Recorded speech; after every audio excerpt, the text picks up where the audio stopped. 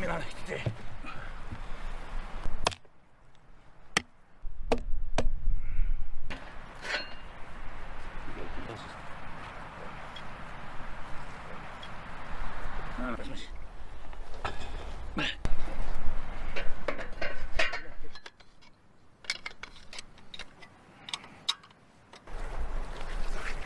Ana gördün o mesela ki iyi gelen yazık.